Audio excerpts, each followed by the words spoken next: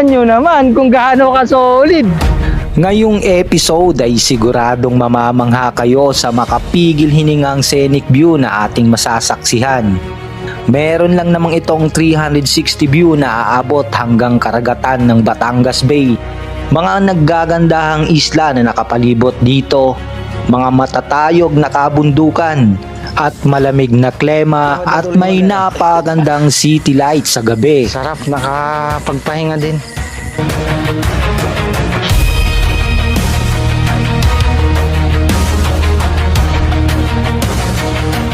Isang bundok na kilala sa tawag na The Pig Spine ang ating susunod na tutuklasin.